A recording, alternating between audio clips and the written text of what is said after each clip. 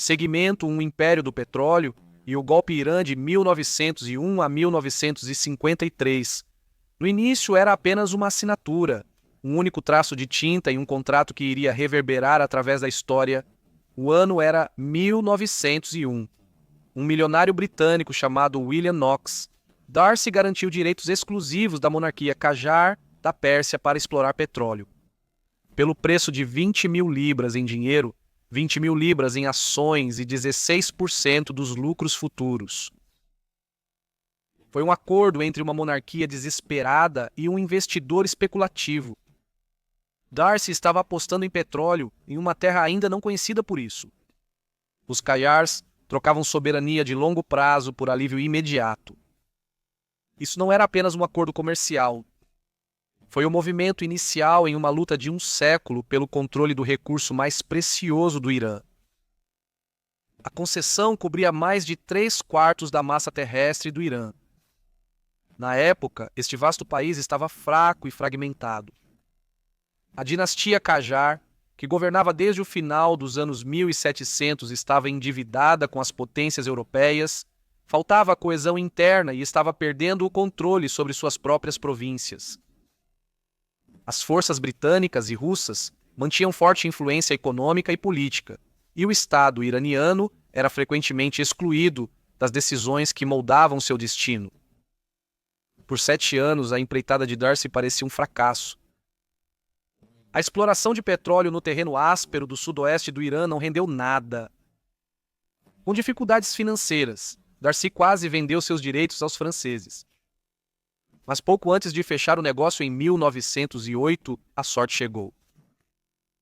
A equipe de perfuração encontrou petróleo em Masjid Soliman, foi um jorro, a primeira descoberta significativa de petróleo no Oriente Médio.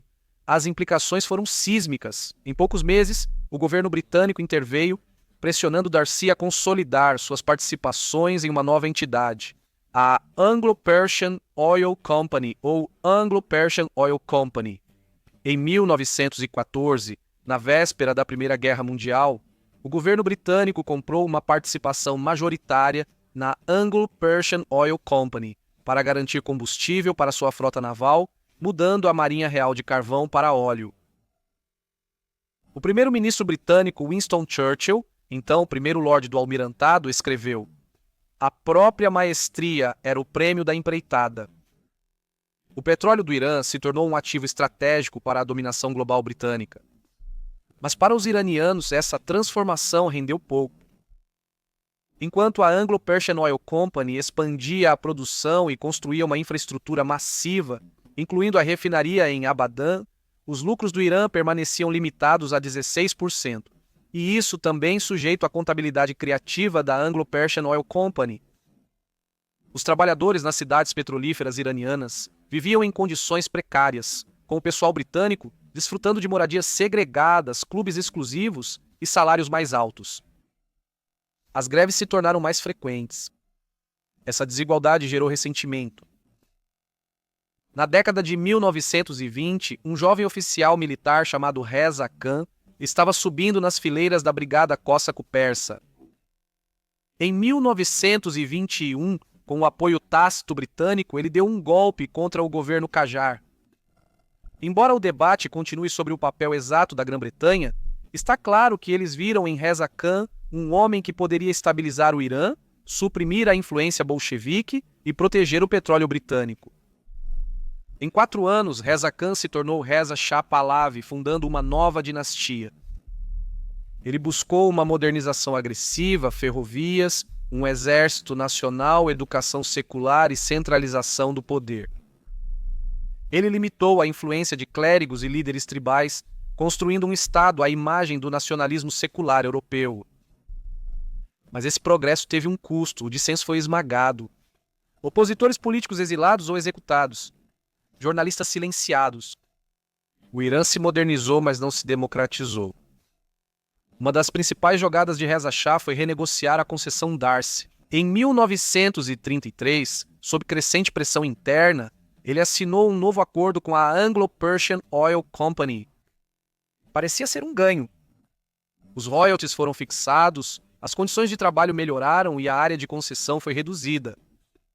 Mas o acordo estendeu o controle da Anglo-Persian Oil Company até 1993. Muitos iranianos viram isso como uma traição, disfarçada de reforma, e uma geração cresceria lembrando desse contrato. Então veio a Segunda Guerra Mundial. Apesar de declarar neutralidade, a localização geográfica do Irã o tornou uma rota crucial para o envio de suprimentos aliados à União Soviética. As supostas simpatias de Reza Shah pela Alemanha alarmaram a Grã-Bretanha e a União das Repúblicas Socialistas Soviéticas. Em 1941, eles invadiram conjuntamente o Irã, depuseram Reza Shah e instalaram seu filho de 21 anos, Mohammad Reza Pahlavi. Embora não colonizado nominalmente, o Irã foi ocupado até 1946. O trauma desta incursão estrangeira aprofundou a suspeita do Irã em relação às potências globais e intensificou os apelos pela soberania nacional. Nos anos pós-guerra, o nacionalismo iraniano atingiu um ponto crítico. Partidos políticos, estudantes, clérigos e intelectuais se uniram em torno de uma única questão: a retomada do controle do petróleo.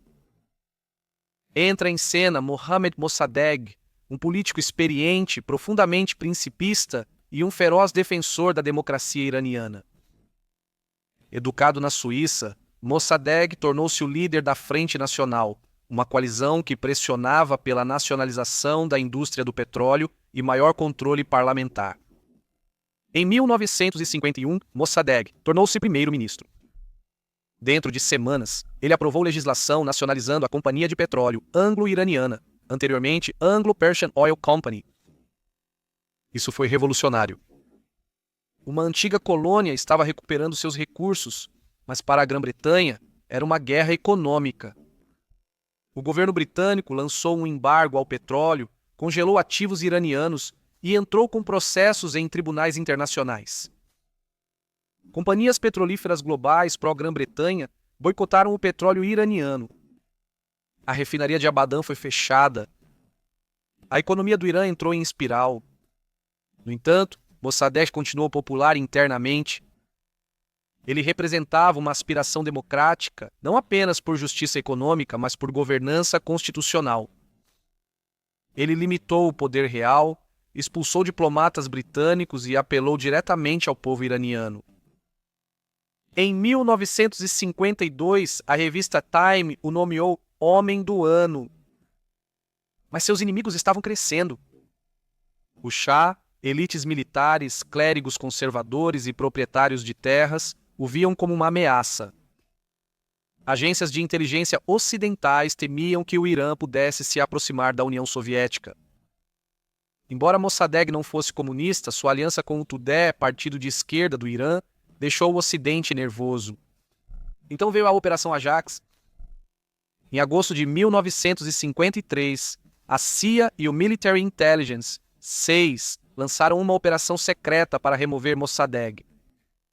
Kermit Roosevelt, neto do ex-presidente dos Estados Unidos da América, Theodore Roosevelt, liderou a equipe da CIA no terreno. Eles canalizaram dinheiro para generais monarquistas, orquestraram protestos nas ruas e espalharam propaganda anti-Mossadegh. A primeira tentativa de golpe falhou. O Shah fugiu do Irã. Mas a segunda tentativa teve sucesso. Em 19 de agosto, unidades militares pró-Shah derrubaram Mossadegh. Ele foi preso e condenado à prisão domiciliar perpétua. O Shah retornou, apoiado pelos Estados Unidos. A democracia no Irã havia sido derrubada. Narrativas competitivas. Visão ocidental. O golpe impediu o Irã de cair nas mãos soviéticas. Mossadegh era autoritário e desestabilizador. O Shah trouxe modernização e estabilidade. Visão iraniana. O golpe foi uma interferência colonial para proteger os lucros do petróleo. Mossadegh era um símbolo de democracia e soberania. O Shah era um governante fantoche imposto pelo Ocidente. Consenso moderno. Documentos desclassificados da CIA confirmam a orquestração dos Estados Unidos da América. Mossadegh tinha amplo apoio popular e não era comunista. O golpe deteriorou as relações Estados Unidos da América e Irã e continua sendo uma queixa fundamental. Legado. Este meio século definiu o tom para tudo que se seguiu. O petróleo definiu o destino econômico e político do Irã. A intervenção estrangeira moldou a identidade e a suspeita do Irã. O golpe de 1953 encerrou um movimento democrático emergente, preparando o terreno para uma revolução radical. Para muitos iranianos, isso não era história. Foi a traição que moldou o seu mundo. E agora, com o Shah firmemente de volta ao poder, entramos em uma nova fase, a era da riqueza do petróleo, aliança da Guerra Fria, e uma monarquia desesperada para se modernizar enquanto segura as marés de dissidência política. É onde começa o segmento 2. Segmento 2. O Shah, o petróleo e a autocracia. Irã de 1953 a 1979. Agosto de 1953. As ruas de Teherã estavam tensas com a expectativa. Tanques rolavam pela capital. O primeiro-ministro Mohammad Mossadegh foi deposto. O Shah, Mohammad Reza Pahlavi, que havia fugido apenas alguns dias antes, retornou triunfantemente para reivindicar seu trono. Isso marcou não só uma reversão política, mas uma transformação sísmica na trajetória do Irã. O que se desenrolou nos próximos 26 anos remodelaria as instituições, economia, sociedade e o lugar do Irã no mundo. Foi um período definido pela consolidação autoritária, modernização impulsionada pelo petróleo, alinhamento ocidental e crescente descontentamento interno. Parte 1. O retorno do rei. No rescaldo da Operação Ajax, o golpe apoiado pela CIA e Military Intelligence. 6. Mohammad Reza Pahlavi retornou ao Irã não apenas como um monarca, mas como um ativo estratégico do Ocidente. Operativos de inteligência americanos e britânicos orquestraram a derrubada de Mossadegh após sua decisão de nacionalizar a indústria petrolífera do Irã, desencadeando o confronto com a petrolífera britânica e o bloco anglo-americano. Embora o Shah anteriormente hesitasse em exercer seus poderes, agora ele agiu de maneira decisiva. Seu retorno era condicional. O apoio ocidental veio com condições. Em 1954, o Irã assinou o Acordo do Consórcio, dividindo os direitos de produção de petróleo entre empresas ocidentais. Embora o Irã nominalmente recebesse 50% dos lucros, o controle operacional real permaneceu no exterior.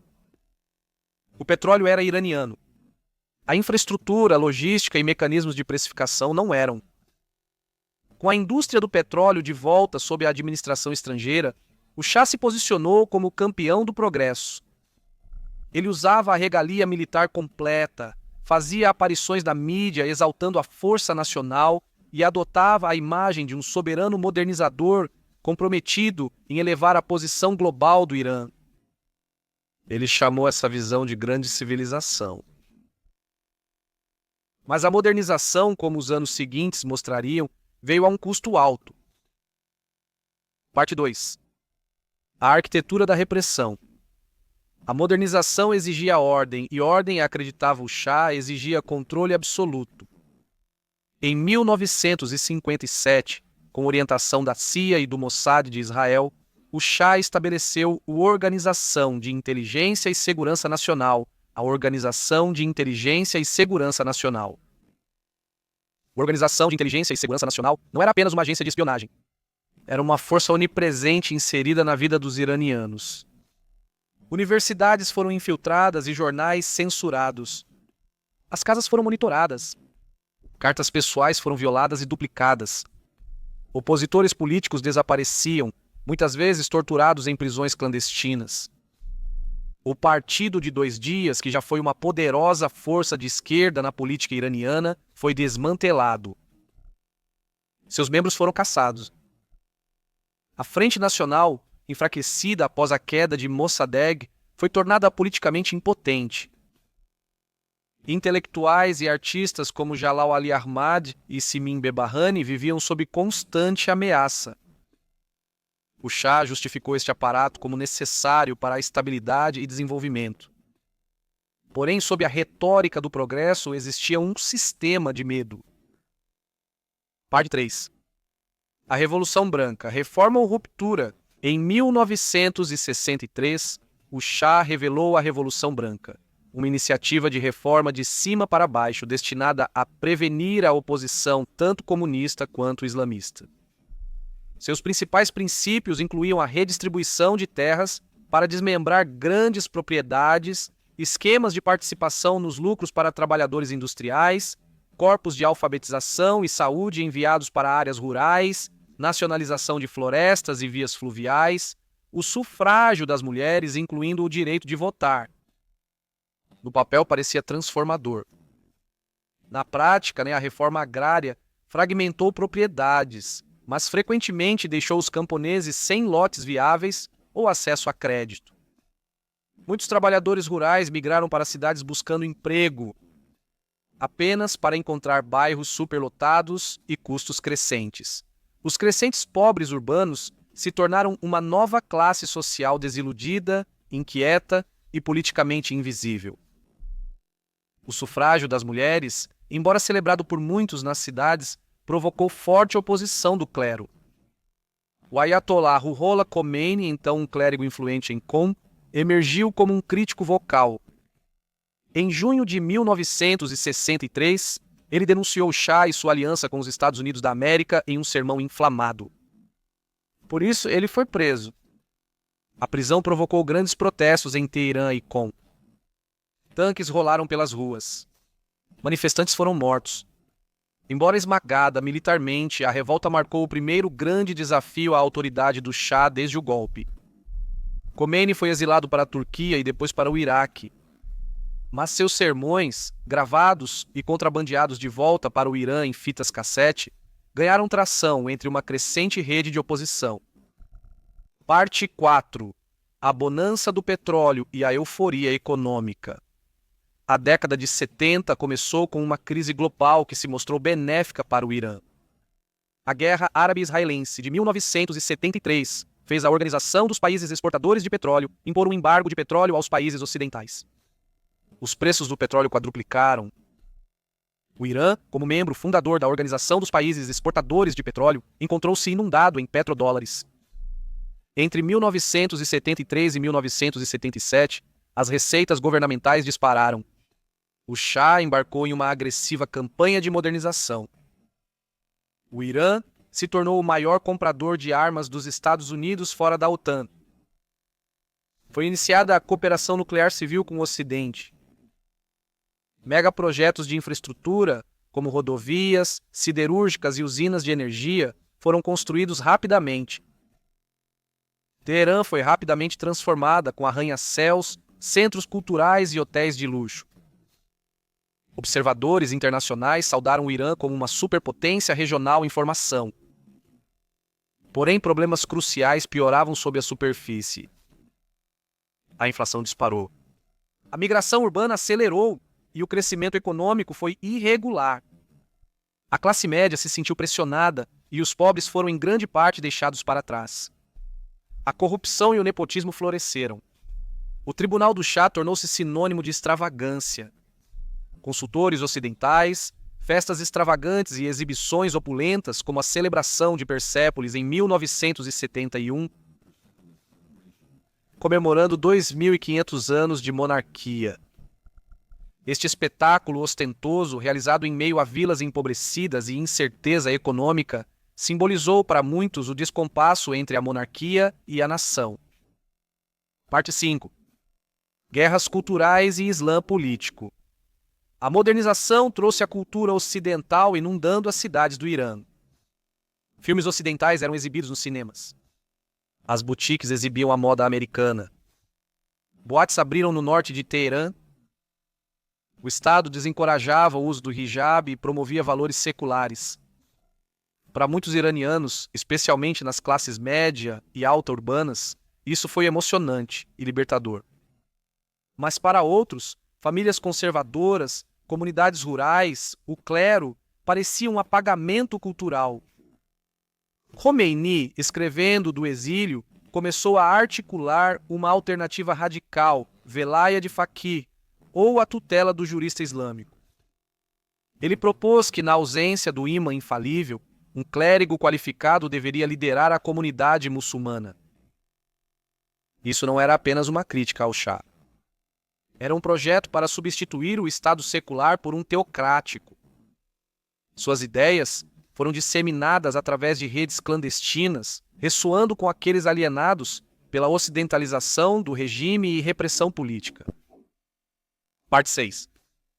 O Império vacila.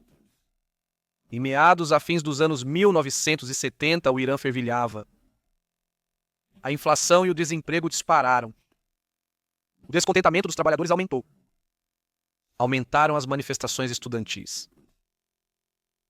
Intelectuais e artistas se manifestaram de forma mais ousada. Em 1975, o Shah dissolveu os partidos políticos e estabeleceu o sistema de partido único Rastakis. A participação era compulsória. Boicotes foram proibidos por lei. Até mesmo os leais ficaram inquietos.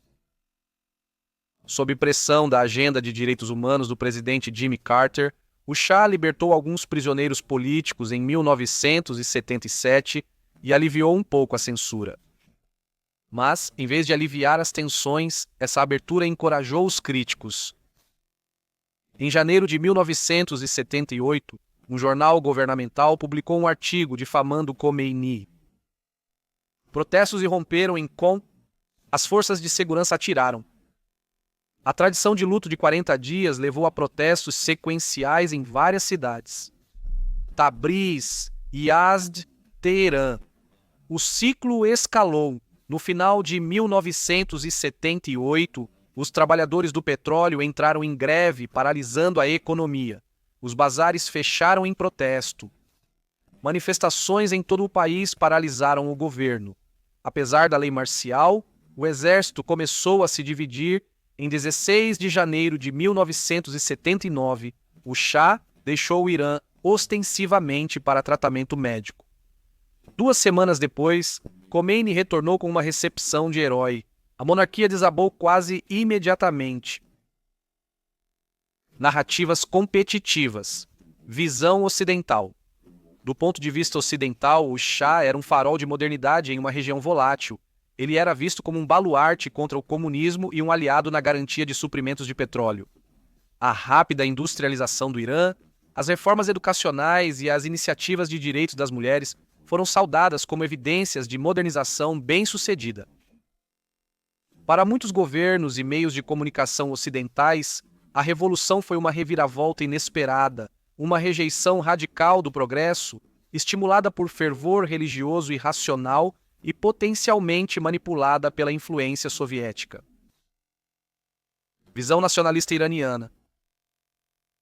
Muitos nacionalistas iranianos viam o Shah não como um soberano, mas como um fantoche estrangeiro, instalado e mantido pelos interesses americanos e britânicos. Eles viram o golpe de 1953 como uma traição às aspirações democráticas do Irã e a nacionalização do petróleo como um sonho roubado.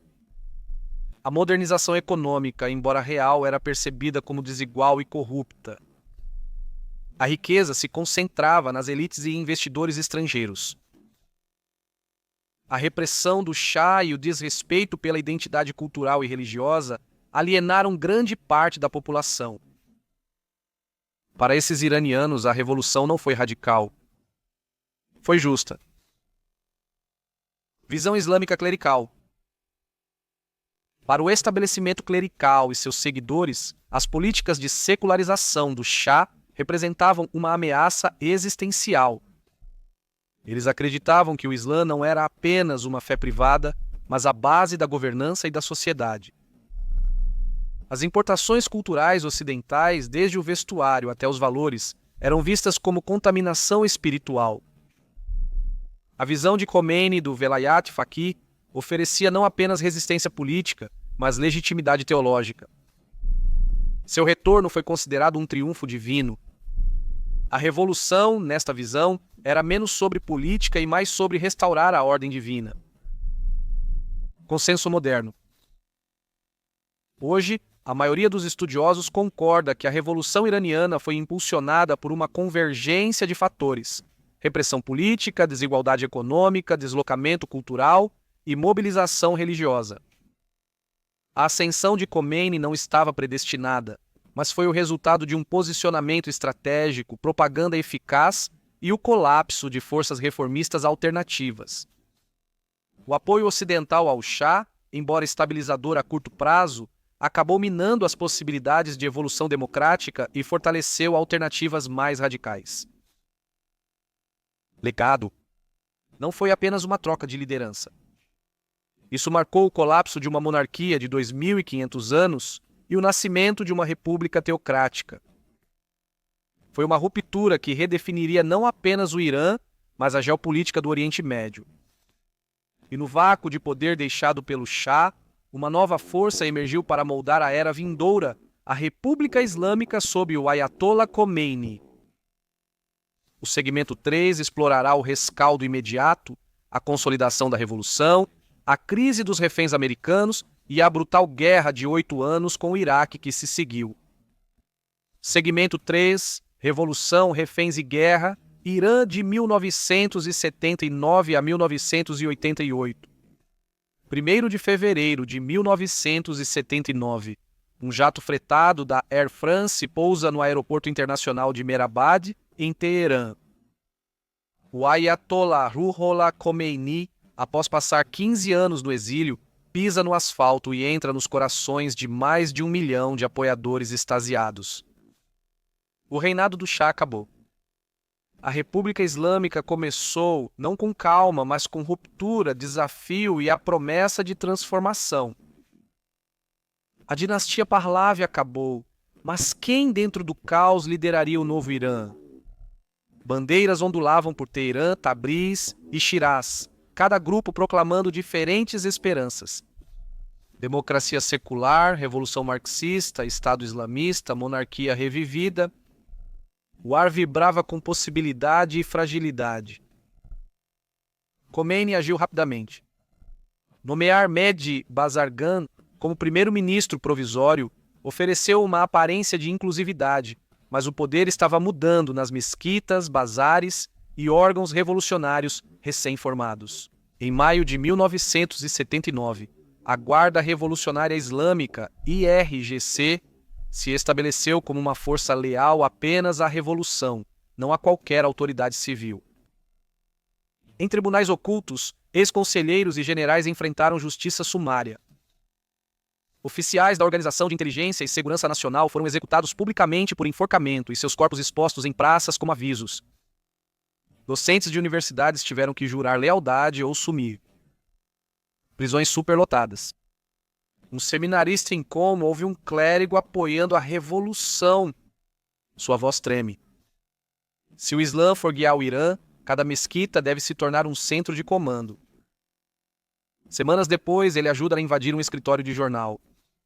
Ele acredita que defende a revolução, embora muitos intelectuais chamem de teocracia em movimento. A nova Constituição consagrou o Velayat Faqih, o domínio do líder supremo sobre todos os ramos do governo, mídia, militares e judiciário. Foi ratificado através de um referendo que oferecia apenas uma opção, sim para uma república islâmica. Democracia sob supervisão clerical, disseram os arquitetos. A vida diária mudou repentinamente. As mulheres foram instruídas a usar hijab em público. Funcionários públicos eram proibidos de raspar a barba. O álcool foi para o submundo, com contrabandistas transformando peregrinos rajis em transportadores secretos. As universidades mistas viraram campos de batalha. Livrarias fecharam para a revisão ideológica. Para alguns, parecia uma libertação da decadência ocidental. Para outros, parecia uma nova cortina de ferro invisível se instalando sobre a sociedade.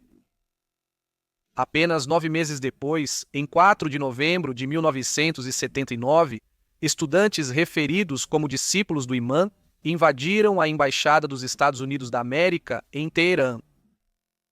Eles acusaram seus diplomatas de conspirar contra a revolução, exigiram o retorno do Shah para enfrentar a justiça e fizeram 66 reféns. Horas depois, Khomeini declarou: "Esta é a segunda revolução." A embaixada se tornou um palco de desafio. Os reféns foram vendados, desfilaram diante da mídia mundial e foram usados para amplificar o fervor anti-imperialista. Cantos de morte à América ecoaram por Teherã. Um refém relata que os sequestradores realizaram uma coletiva de imprensa com crianças comemorando. Uma menina pressionou uma laranja na minha mão ensanguentada, dizendo que agora eu os ajudaria a aprovar a liberdade. O momento encapsula como o zelo ideológico e a empatia humana se entrelaçam. Em Washington, o presidente Carter congelou os ativos iranianos e impôs sanções. Uma tentativa secreta de resgate, Operação Garra de Águia, terminou em desastre quando um helicóptero de transporte caiu no deserto, matando 8 soldados americanos e destruindo o orgulho dos Estados Unidos da América. 444 dias depois, em 20 de janeiro de 1981, os reféns foram libertados, exatamente no dia em que Ronald Reagan tomou posse. O momento não foi por acaso. O Irã fez uma declaração: não negociaria com a América durante a presidência de Carter. No âmbito interno, a crise foi um marco. Bazargin renunciou, chamando-o de um clube usado por radicais. Moderados foram ofuscados enquanto radicais exigiam lealdade absoluta. O Irã desistiu de qualquer chance de reconciliação. Mal os reféns haviam saído quando os tanques de Saddam Hussein atravessaram a fronteira ocidental do Irã em setembro de 1980. Ele acreditava que o Irã estava fraco, dividido e pronto para a invasão. Motivado pela ambição nacionalista e pela geopolítica do petróleo, o Iraque invadiu Khuzestan, lar dos vitais campos de petróleo do Irã e da minoria árabe. Inicialmente, o Iraque obteve ganhos, mas o Irã respondeu com fervor. Sob Khomeini, a guerra foi declarada uma defesa sagrada. A mídia estatal transmitiu slogans como "Defendemos nossa terra" ou "Morremos como mártires". Até mesmo crianças de apenas 12 anos se alistaram na milícia Basij. Um voluntário do Basij, com 15 anos, carregando um terço e um rifle empoeirado, sussurra para si mesmo antes de um ataque ao amanhecer: "Se eu morrer pelo Islã, estarei com eles no paraíso." Ele acredita que a guerra não é apenas territorial, mas também espiritual. Em 1982, o Irã repeliu as forças iraquianas e lançou ofensivas além da fronteira, mas não foi uma libertação rápida. O gás químico matou soldados e civis igualmente. Avaz e Desful foram reduzidas a escombros. A guerra dos petroleiros no Golfo Pérsico chamou a atenção naval mundial. As potências globais observaram com cautela. Os Estados Unidos da América forneceram inteligência via satélite para o Iraque, enquanto a França vendia jatos Mirage. A União das Repúblicas Socialistas Soviéticas e os Estados do Golfo injetaram dinheiro e armas em Bagdá. O Irã estava sob cerco militar, econômico e diplomático. Um trabalhador iraniano de petróleo trabalhando em um oleoduto perto de Abadan diz: "O campo é nosso futuro, mas eles bombardearam. Reconstruímos em trincheiras e chamas, porque não tínhamos escolha." A guerra logo se tornou uma questão de sobrevivência, tanto quanto de revolução. Até 1988, mais de 1 milhão de iranianos estavam mortos ou feridos. As fronteiras estavam marcadas, as cidades destruídas, mas Khomeini ainda se recusava a aceitar a paz, chamando a vitória de uma necessidade divina. Quando finalmente concordou com a Resolução 598 da Organização das Nações Unidas, em julho de 1988, ele se referiu a isso como beber veneno. Não houve vencedores, apenas trauma e resistência. Durante a guerra, a República Islâmica transformava a sociedade por completo. Instituições governamentais, presidência, parlamento, judiciário, existiam sob a autoridade do líder supremo. O IRGC cresceu em poder, reivindicando autoridade sobre setores econômicos, política e mídia. A censura se tornou uma norma. Jornais fecharam da noite para o dia. Escritores presos, cineastas vigiados. No final dos anos 80, milhares de prisioneiros políticos, principalmente apoiadores do MEK e esquerdistas, foram secretamente executados. Porém, o apoio público seguiu diversificado. Nas províncias mais pobres, os esforços de socorro de guerra do Estado e as instituições de caridade islâmicas trouxeram serviços vitais. A distribuição de bem-estar entre famílias carentes gerou lealdade. Nas áreas urbanas, intelectuais e estudantes sussurravam dissidência atrás de portas fechadas ou encontravam refúgio na arte, música e literatura underground. As mulheres navegavam pelos desafios diários, usando o véu, resistindo à polícia moral, reivindicando o espaço público. Algumas planejavam simples atos de desafio, recitando poesia, organizando reuniões clandestinas, cantando músicas de bandas. O véu, que antes era um símbolo de ressurgimento religioso, tornou-se para alguns uma ferramenta de controle. Outros o viam como uma reivindicação de dignidade. Na perspectiva ocidental, o Irã nos anos 80 foi retratado como um alerta sobre revolução que se tornou radical. A crise dos reféns, onde americanos vendados foram desfilados perante o mundo, moldou a consciência pública. Execuções, censura à mídia e a retórica do regime contribuíram para a imagem de um Estado ideologicamente militante. A prolongação da guerra Irã-Iraque reforçou a percepção de que a República Islâmica priorizava a ideologia sobre o custo humano. Os governos ocidentais, embora críticos, também participaram indiretamente, alguns apoiando o Iraque materialmente enquanto denunciavam publicamente ambos os lados. No Islã, os anos 1980 foram considerados anos de luta justa. A revolução extinguiu a dominação estrangeira e resgatou a dignidade baseada nos valores islâmicos. Os reféns não eram uma violação da diplomacia, mas uma justiça simbólica. A guerra não era uma calamidade indesejada, mas um teste divino. O martírio virou moeda cultural. Filmes, livros escolares e sermões transmitiam a mensagem. O sacrifício hoje garante a salvação amanhã. O Irã, sob cerco, permaneceu sozinho, prova de sua pureza ideológica e resiliência. Os nacionalistas iranianos tinham uma visão mais conflituosa. Muitos esperavam que a remoção do Shah resultasse em uma república baseada na soberania e no secularismo. O que se seguiu, no entanto, foi a dominação clerical e a rigidez ideológica. Para essas vozes, a recusa de Khomeini em terminar a guerra em 1982 não foi estratégia, mas teimosia. A crescente repressão estatal traiu o pluralismo inicial da revolução. Ainda assim, a memória compartilhada de resistir à agressão estrangeira deu à década uma legitimidade agridoce.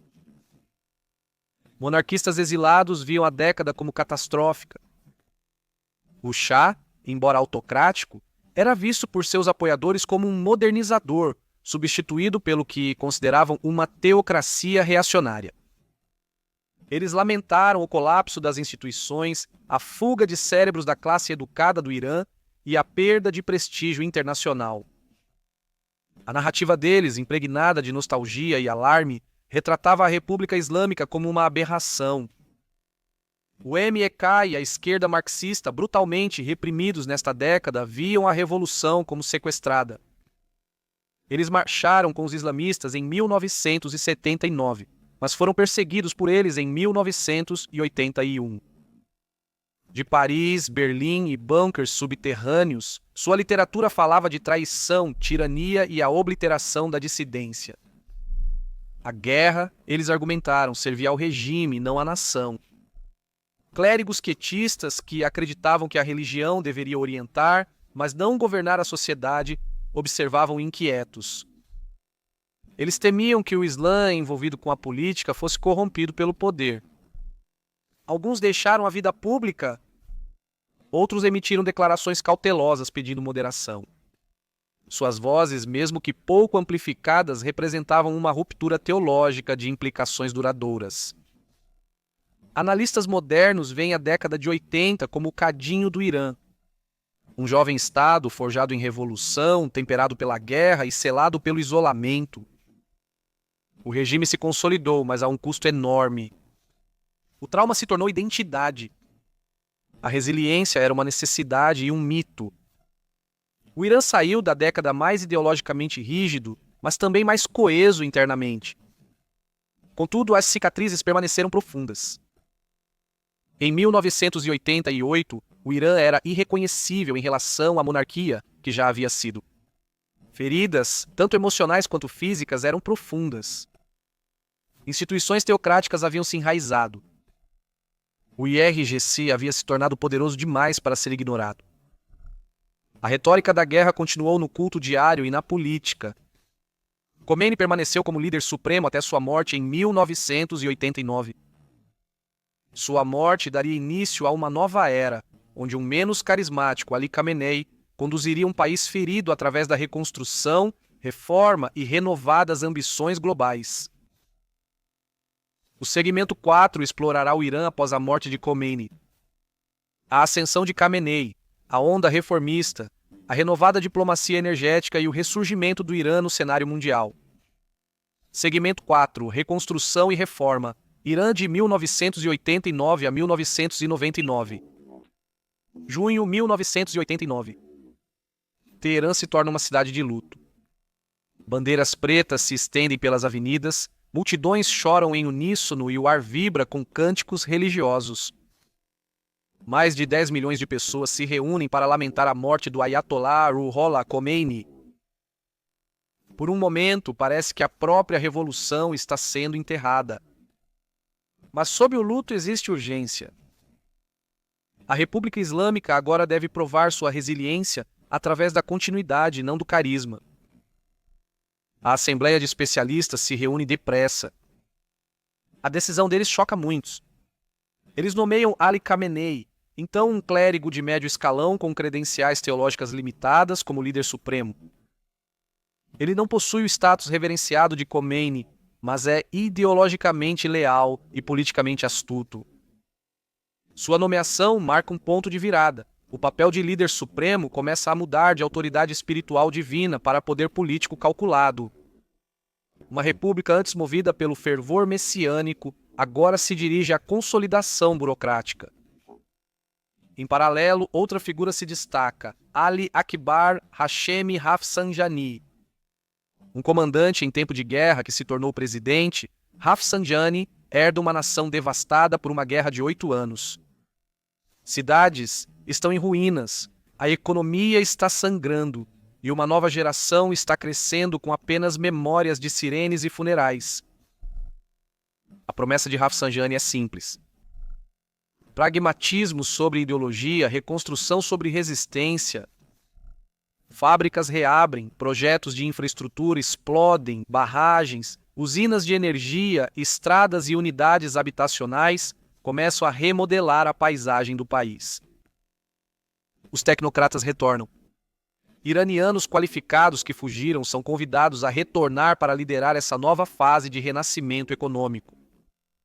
Porém, ao lado desses avanços promissores, economias obscuras prosperam.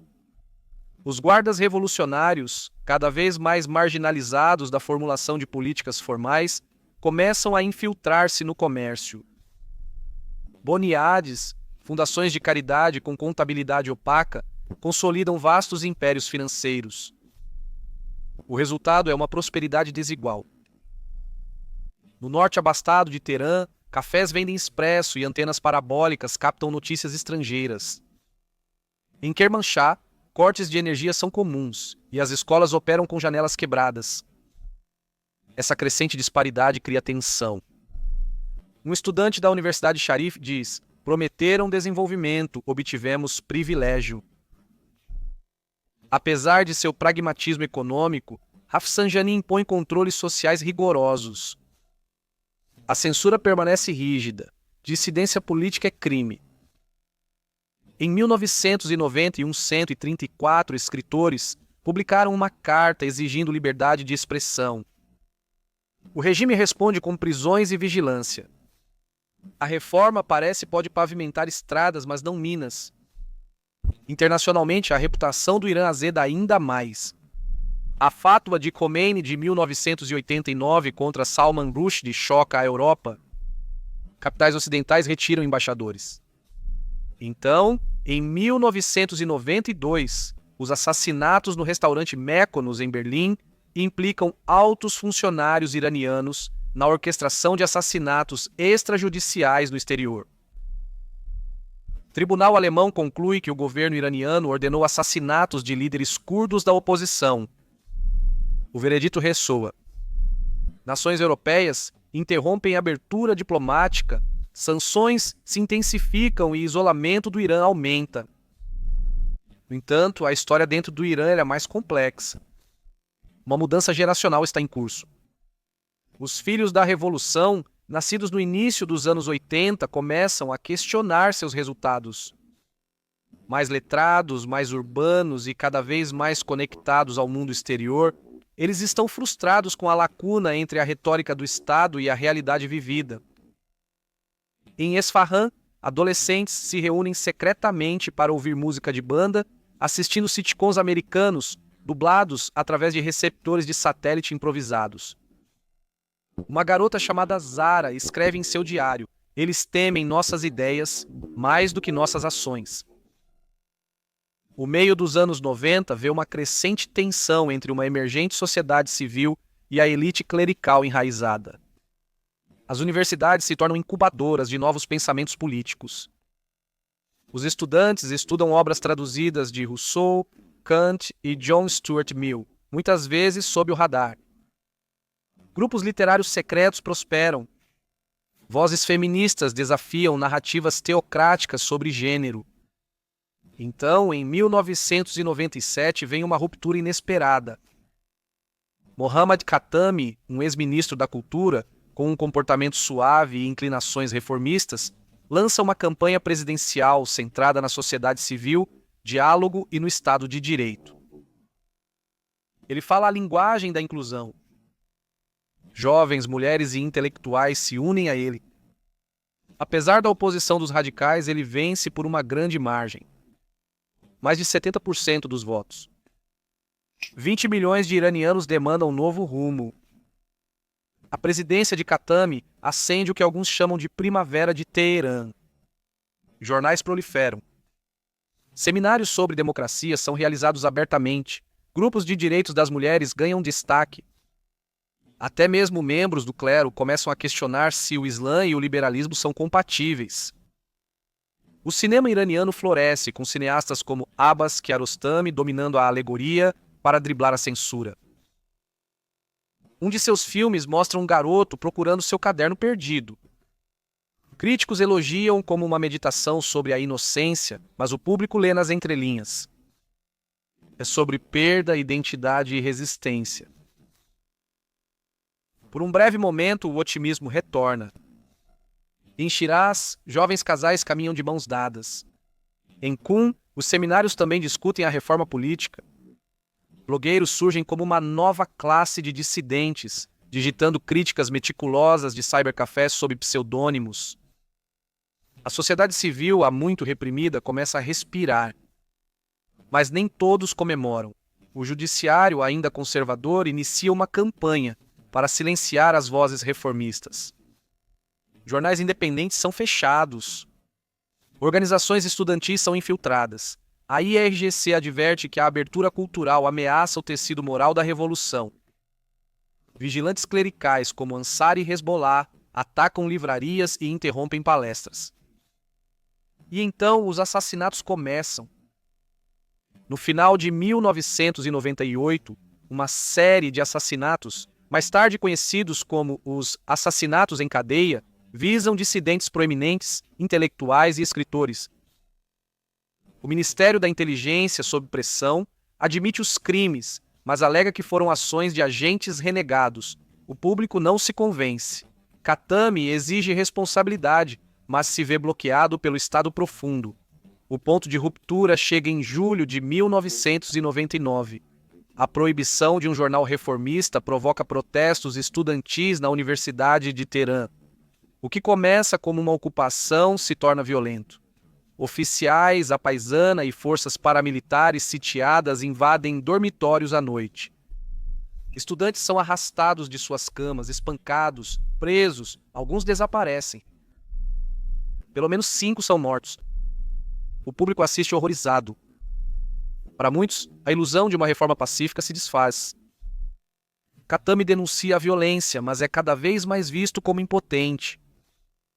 Os centros de poder não eleitos, o líder supremo, o Conselho Guardião, o IRGC e o Judiciário reafirmam o controle. A esperança cede à resignação. No entanto, as perguntas persistem.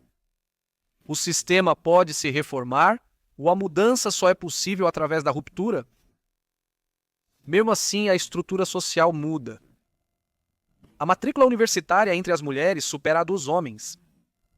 Livrarias exibem destaque para a filosofia ocidental traduzida. Um clérigo em Qom confessa anonimamente a um jornalista. Os jovens fazem perguntas que não conseguimos mais responder. Perspectiva ocidental. O Ocidente vê esta década como um conto de dois Irãs, um que permanece hostil, apoiando o Hezbollah, suprimindo o dissenso e desafiando as normas internacionais, e outro que sinaliza a reforma. A eleição de Khatami intriga as capitais da Europa. Enquanto Grã-Bretanha e França exploram o diálogo com cautela, os Estados Unidos da América mantêm-se céticos. A contradição entre discurso e realidade impede a normalização. Contudo, para analistas ocidentais, esta é a melhor oportunidade do Irã em anos. Perspectiva da República Islâmica. Esta década, o regime busca manter o poder sob a fachada de flexibilidade. A liberalização econômica de Rafsanjani e as reformas culturais de Khatami são toleradas, mas apenas até certo ponto. O líder supremo assegura que os limites jamais serão ultrapassados. A reforma é permitida para aliviar a pressão, não para alterar a estrutura. Nas narrativas oficiais, a República está amadurecendo, mas por baixo da superfície está se calcificando. Para os nacionalistas seculares, a década de 1990 é agridoce. A ascensão de Khatami prova que o público iraniano anseia por mudança. Mas sua impotência revela a resistência do sistema à evolução. A lição? Eleições podem inspirar, mas não reestruturar. Ainda assim, os nacionalistas reconhecem que a sociedade civil ganha terreno e que ideias antes inomináveis agora ecoam em salas de aula, cafés e lares. Visão do monarquista exilado e da oposição. Do exterior, particularmente nos centros da diáspora de Los Angeles, Paris e Londres, a reforma é descartada como ilusão. Khatami é visto como uma válvula de segurança controlada, um fantoche destinado a distrair. Transmissores via satélite zombam da reforma, chamando-a de ingênua. No entanto, até mesmo os críticos admitem que a juventude do Irã é diferente. Eles são menos dogmáticos, mais assertivos e cada vez mais desencantados com a monarquia e a teocracia. Perspectiva do analista moderno. Os estudiosos de hoje veem esta era como a década introspectiva do Irã. O trauma pós-guerra encontrou a crescente consciência civil. A reforma falhou não por causa da apatia pública, mas porque o poder estava fora do alcance dos funcionários eleitos. Ainda assim, os ganhos intelectuais e culturais deste período lançaram as bases para futuras mobilizações. A imprensa lá aprendeu a questionar, os cidadãos a se organizar. O regime aprendeu que não podia mais controlar todas as narrativas. Em 1999, as contradições são claras. O Irã reconstruiu estradas, mas não a confiança. Abriu mercados, mas não minas. Permitiu o diálogo, mas puniu a dissidência. E ainda assim as pessoas, especialmente os jovens, mudaram. Eles não estão mais em silêncio, nem têm medo de perguntar. A próxima década testará o quão longe essas vozes podem chegar e o quão forte o sistema irá resistir. O segmento 5 abordará o período de 2000 a 2009. Quando a esperança enfrenta a repressão, a ambição nuclear cresce e a promessa de reforma enfrenta seu maior desafio. Segmento 5. Da reforma à repressão. Encruzilhada do Irã. 2000 a 2013. O ano é 2000. O Irã está em um ponto de inflexão política.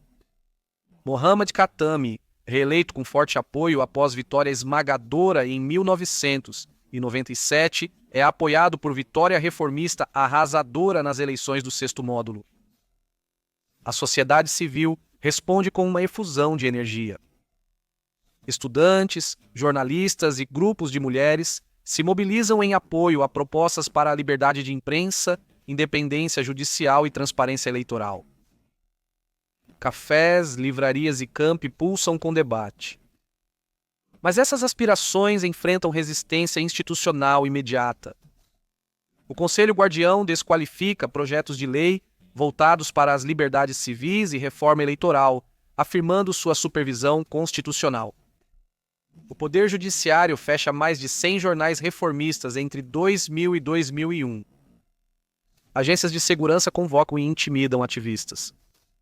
O Ministério da Inteligência, operando paralelamente ao governo eleito, monitora a dissidência com crescente sofisticação, e órgãos não eleitos como o Conselho Guardião, o Gabinete do Líder Supremo e o Judiciário limitam o poder executivo de Khatami.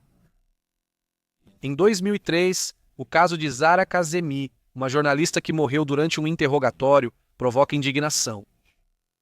Estudantes protestam em vários campos, mas o Estado redobra os esforços. Ativistas são presos. Oficiais do judiciário prometem responsabilidade, mas entregam pouco.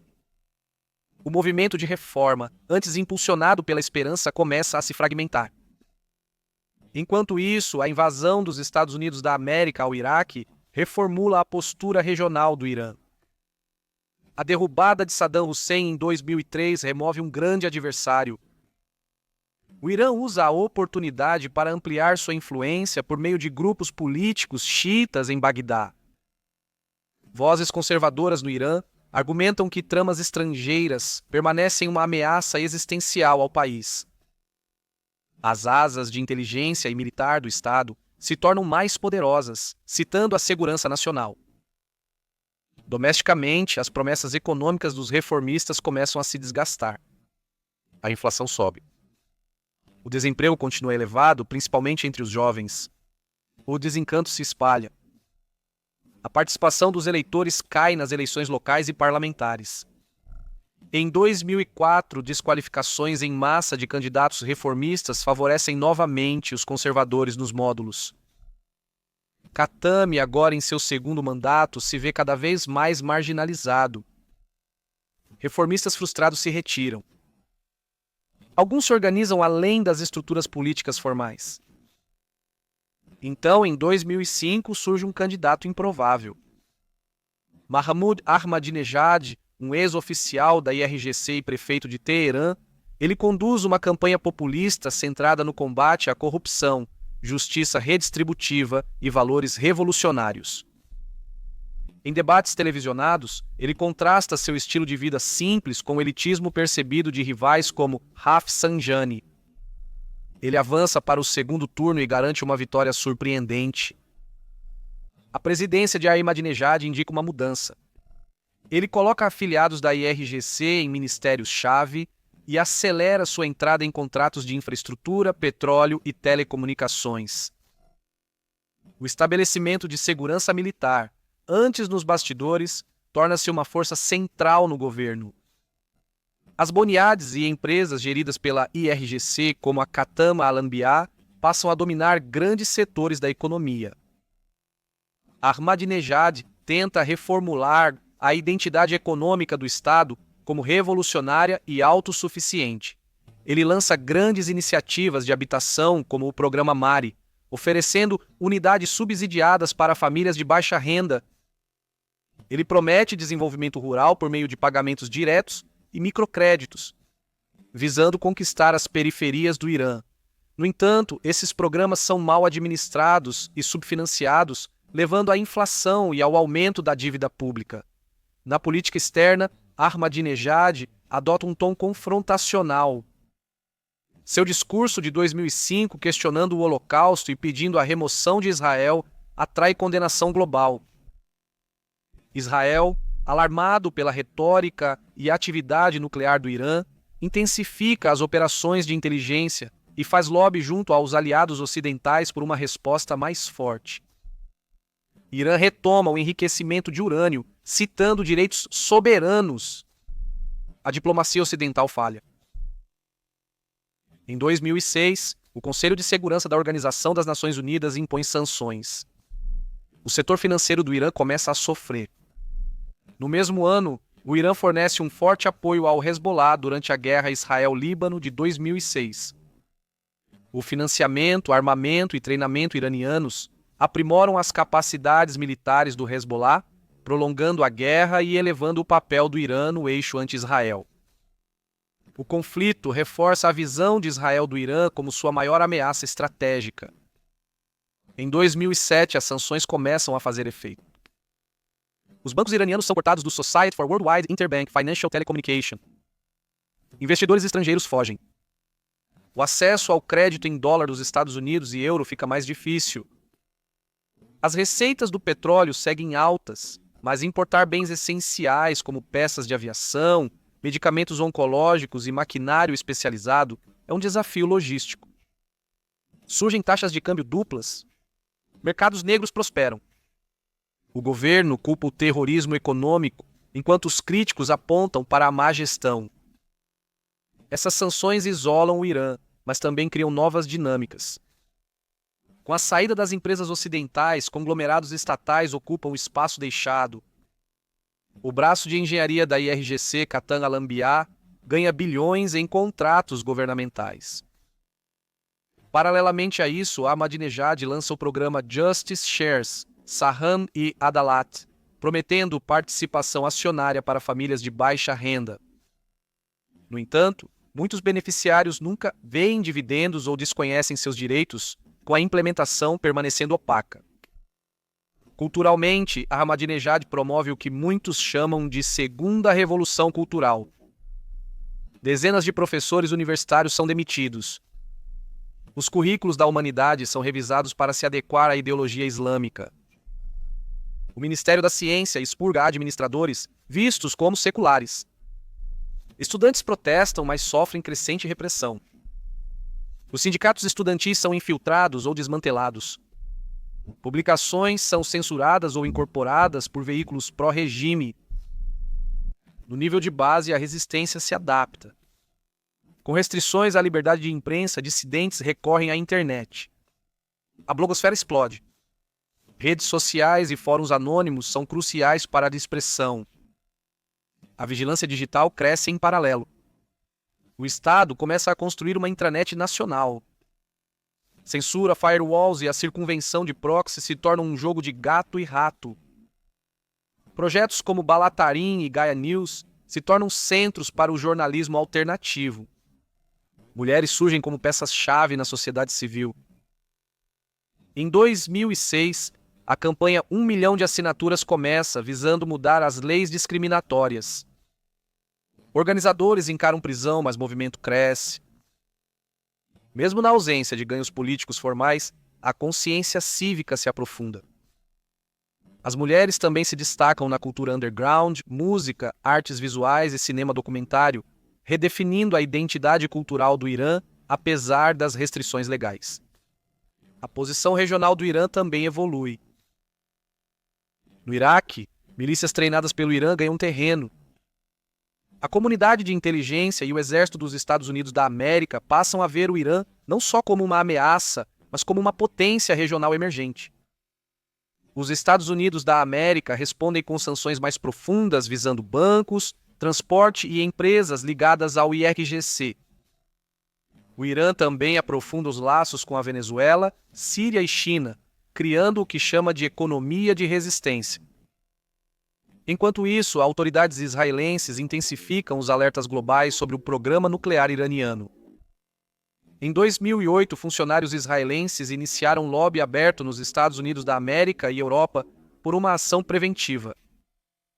As agências de inteligência israelenses, notavelmente o Mossad, são suspeitas de operações secretas dentro do Irã, que vão desde ciberataques como o Stuxnet, descoberto em 2010, mas atribuído a esforços anteriores, até os assassinatos direcionados de cientistas nucleares iranianos.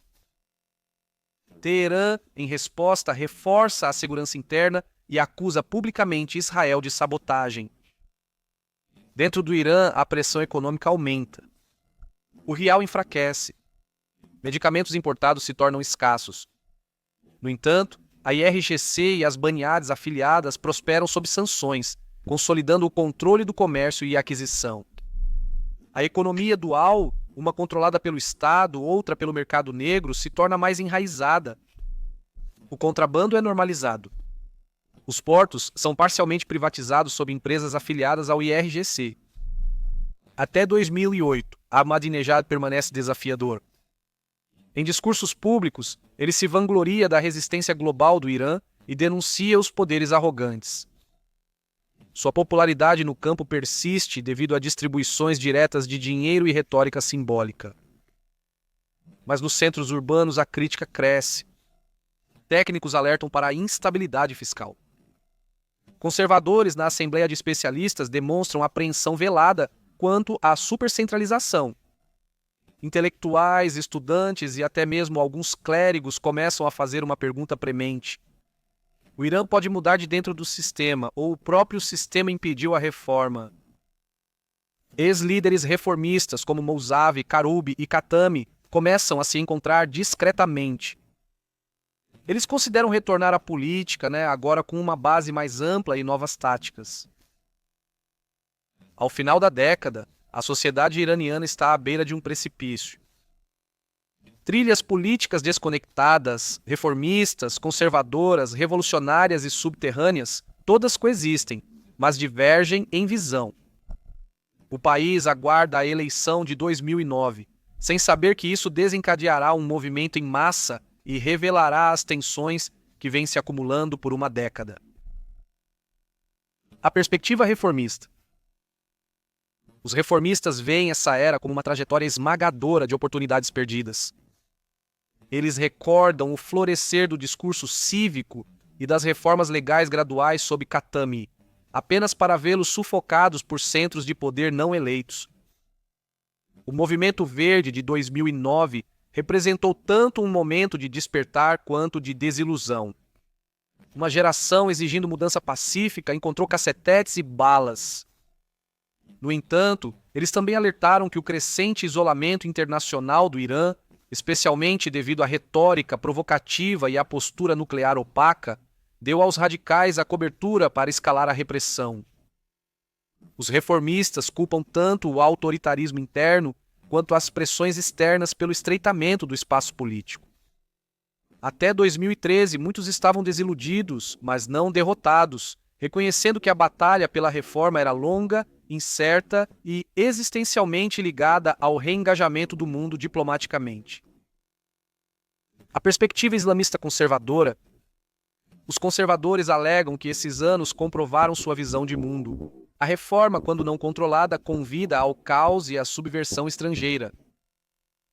Eles veem o movimento verde como uma sedição alimentada pelo Ocidente e a ascensão de Ahmadinejad como um retorno à clareza revolucionária. Sua postura inflamada sobre Israel e apoio ao Hezbollah foram celebrados como uma corajosa desafio ao imperialismo.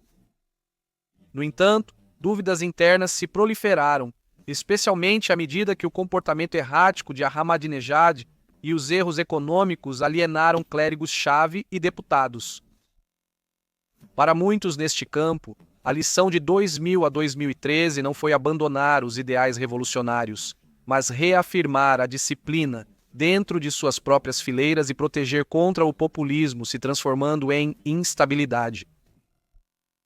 A visão dos guardas revolucionários e do Estado Profundo para o IRGC e as elites de segurança, este período marcou sua ascensão.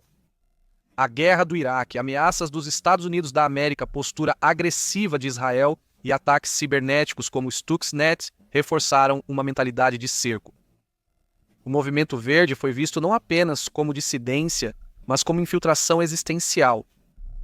A consolidação do poder econômico sob sanções e o papel deles na repressão aos protestos foram vistos como obrigações patrióticas. O confronto com Israel serviu como justificativa estratégica para a militarização e a guerra cibernética. Até 2013, a IRGC se tornou uma força econômica de vários bilhões de dólares e um formador de reis políticos.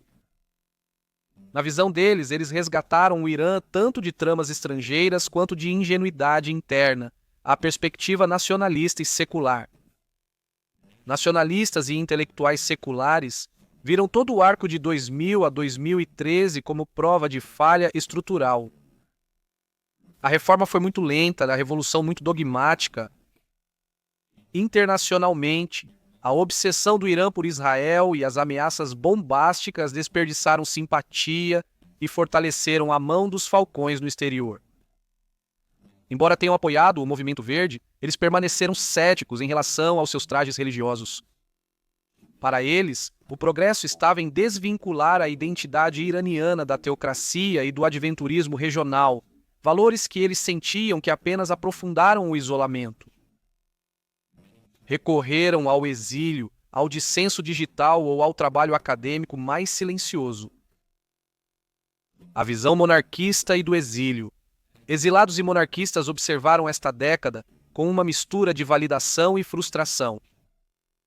As diatribes anti-Israel de Ahmadinejad, as execuções públicas e a violenta repressão aos protestos pareciam validar suas críticas de longa data ao regime. No entanto, sua incapacidade de influenciar os eventos dentro do Irã destacou o crescente descompasso. Eles pressionaram governos ocidentais, apoiaram canais de satélite e financiaram o ativismo, mas não se envolveram na organização de base. As tensões entre Israel e Irã também limitaram sua credibilidade, pois alguns observadores ocidentais os viam como ferramentas estrangeiras, em vez de vozes orgânicas para a mudança. A perspectiva do MEK e da esquerda revolucionária. Para o MEK e forças de oposição semelhantes, a era reforçou a crença de que a República Islâmica era irrecuperável. Eles destacaram a repressão de 2009, o jogo de poder nuclear e a aliança do Irã com proxies militantes, como prova de que as narrativas reformistas eram perigosamente ingênuas. A propaganda deles se apropriou das declarações mais inflamadas de Ahmadinejad, buscando mobilizar o apoio ocidental para a mudança de regime. No entanto, o próprio histórico deles, incluindo laços com Saddam Hussein, fez com que sua mensagem ganhasse mais tração no exterior do que em casa. A visão clerical mais quieta. Muitos clérigos tradicionais viam o período com grande desconforto. A linguagem apocalíptica de Ahmadinejad, as insinuações messiânicas e as provocações a Israel foram vistas como teologicamente imprudentes. Eles temiam a perda de autoridade clerical conforme a IRGC ganhava poder. O movimento verde expôs os custos de ignorar a insatisfação pública. Embora relutantes em romper com o sistema, muitos questionaram privadamente a sabedoria de posturas estrangeiras agressivas e purgas culturais. Eles defendiam a renovação espiritual em vez do radicalismo político, embora poucos ousassem dizer isso publicamente. A visão do analista moderno. A retrospectiva revela uma década de crises convergentes. O sonho reformista foi esmagado, mas não apagado. O populismo de Ahmadinejad inflamou paixões, mas deixou inflação e isolamento. O movimento verde mostrou o medo do regime de seu próprio povo. Enquanto isso, a guerra sombria com Israel, do Hezbollah ao Stuxnet, expôs as vulnerabilidades e ambições do Irã da mesma forma. Esta foi a década em que a política externa, a segurança interna e a sobrevivência econômica do Irã se tornaram inseparáveis. As consequências foram severas. Um Estado centralizado, militarizado, sobrevivendo, mas frágil. A sociedade se adaptou, subverteu e suportou, estabelecendo a base para o próximo ciclo de confronto e, possivelmente, transformação. Segmento 6. Plano de Ação Conjunto Global a Soleimani, Diplomacia, Pressão e uma Chama Fúnebre de 2013 a 2020. O ano é 2013. Em uma nação fatigada por sanções, isolamento e sufocamento econômico, uma onda cautelosa de otimismo varre o Irã. Hassan Rouhani, um clérigo com raízes profundas na República Islâmica, mas considerado um centrista e pragmático, vence a presidência com quase totalidade dos votos do primeiro turno. Seu slogan de campanha, prudência e esperança, toca a população ansiando por dignidade, estabilidade econômica e um novo engajamento com o mundo. Ao contrário de seu antecessor Mahmoud Ahmadinejad, cuja desobediência ampliou o isolamento do Irã, Rouhani promete uma recalibração. As centrífugas vão girar, ele declara, mas também a vida das pessoas.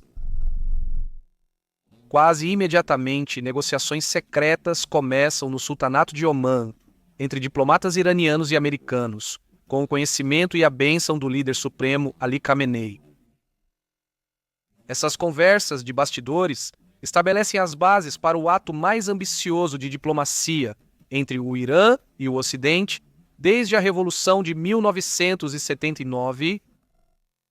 Ao longo dos próximos 18 meses, o Irã e as nações P5+1, os Estados Unidos da América, Reino Unido, França, Rússia, China e Alemanha, elaboram um acordo complexo, o Plano de Ação Conjunto Global, assinado em julho de 2015.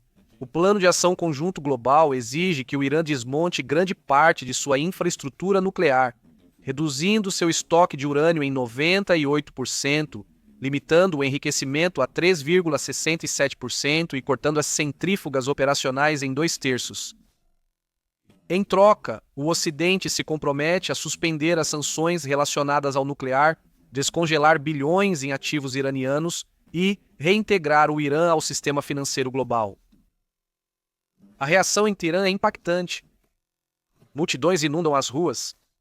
Estudantes acenam bandeiras iranianas clamando por paz. Por um breve momento, parece que o país está saindo da longa sombra do cerco. Mohammad Javad Zarif, ministro das Relações Exteriores de Rouhani, vira celebridade nacional. Companhias aéreas iranianas se preparam para modernizar frotas com contratos da Boeing e Airbus. Delegações comerciais europeias chegam a Teherã. O real se estabiliza, as esperanças aumentam, mas a euforia não é universal. Em Israel, o primeiro-ministro Netanyahu chama o Plano de Ação Conjunto Global de um erro histórico que pavimenta o caminho do Irã para a bomba. Autoridades sauditas alertam sobre o fortalecimento do arco xiita, que se estende de Teherã a Beirute. Em Washington, um congresso dividido expressa profundo ceticismo. Dentro do Irã, os radicais veem o acordo com suspeita. O IRGC, clérigos conservadores e elites judiciárias veem na diplomacia de Rouhani um precedente perigoso, compromisso com o Ocidente, um retorno ao governo tecnocrático e diluição da identidade revolucionária. Mesmo com o início da implementação em janeiro de 2016, obstáculos estruturais permanecem. Os Estados Unidos da América mantêm sanções relacionadas aos direitos humanos, terrorismo e mísseis balísticos. Bancos internacionais evitam transações com o Irã por medo de sanções dos Estados Unidos da América. A conectividade SWIFT é restaurada, mas os fluxos financeiros são hesitantes. A arquitetura das sanções, embora parcialmente levantada, permanece em grande parte intacta, em espírito e na prática. As exportações de petróleo se recuperam, mas a transformação econômica não avança. Cresce a frustração dos iranianos que esperavam mudanças mais rápidas. O governo Rouhani prossegue. O produto interno bruto volta a crescer em breve. A inflação desacelera. Parcerias energéticas com a Total e outras empresas se concretizam. Os centros urbanos veem um modesto boom de consumo. O turismo aumenta. Porém, por baixo da superfície, os ganhos econômicos se concentram desigualmente. A vasta rede de braços econômicos da IRGC, notavelmente Khatam Al-Anbiya, garante contratos de infraestrutura lucrativos e seguros. Conglomerados pseudo-privatizados se beneficiam mais que os cidadãos comuns. Os distritos do norte de Teherã prosperam, mas os bairros da classe trabalhadora pouco mudam. Para muitos, a esperança cede lugar ao cinismo. Enquanto isso, um diferente ícone iraniano surge. Qassem Soleimani, comandante da Força Quds da IRGC, torna-se um símbolo da profundidade estratégica iraniana. Enquanto Rouhani corteja o Ocidente, Soleimani fortalece o leste e oeste do Irã. Na Síria, ele coordena operações para preservar o regime de Bashar al-Assad. No Iraque, ele gerencia milícias xiitas sob as forças de mobilização popular. No Líbano, ele fortalece o arsenal do Hezbollah. No Iêmen, o Irã apoia o movimento Houthi. Para muitos dentro do Irã, especialmente entre os devotos e os nacionalistas, Soleimani não é apenas um general. Ele é a personificação da doutrina de resistência do Irã. Em 2017, a administração Trump assume a Casa Branca com uma postura essencialmente distinta. Ela vê o plano de ação conjunto global como um acordo falho que recompensa o mau comportamento. Netanyahu e a Arábia Saudita encontram um aliado mais receptivo.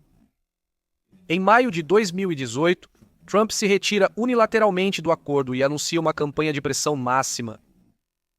As sanções retornam com força total, visando bancos, transporte, petróleo e até mesmo canais humanitários. O objetivo, embora não declarado explicitamente, parece ser o colapso ou a rendição do regime. As consequências são rápidas e brutais. O real iraniano despenca. As exportações de petróleo, que haviam ultrapassado 2,5 milhões de barris por dia, caem para menos de 300 mil. Empresas europeias saem em massa. Instrumenting Support of Trade Exchanges, um mecanismo europeu para comércio de trocas, se prova simbólico e ineficaz. A posição doméstica de Rouhani desmorona. Críticos o acusam de confiar em quem não merece confiança. A prévia ambivalência de Khamenei agora soa premonitória. Os reformistas estão desacreditados. Os tecnocratas são marginalizados. Uma nova mentalidade de cerco retorna. E com isso, a raiva pública. Em dezembro de 2017, a primeira onda de protestos econômicos se espalha pelas cidades provinciais.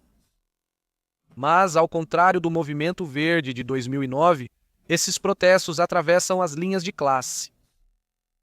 Eles não são sobre fraude eleitoral, mas sobre pão, aluguel, combustível e dignidade. Em novembro de 2019, após um anúncio repentino de aumentos do preço do combustível, protestos irrompem em mais de 100 cidades. O governo responde com uma força não vista em décadas. A internet é desligada em todo o país por dias. As forças de segurança usam munição real. Vídeos vazados mostram manifestantes desarmados sendo baleados a queima-roupa. A Anistia Internacional estima mais de 300 mortos. A Reuters coloca o número de mortos acima de 1.500. O que iniciou como protesto contra preços de combustíveis se transforma em revolta contra as bases do sistema. Ao mesmo tempo, as tensões regionais se agravam. O ataque de drone a Abqaiq Quraish, em setembro de 2019, desabilita temporariamente metade da produção de petróleo da Arábia Saudita.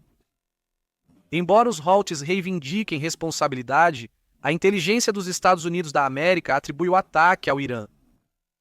No Iraque e na Síria, ataques aéreos israelenses visam posições iranianas.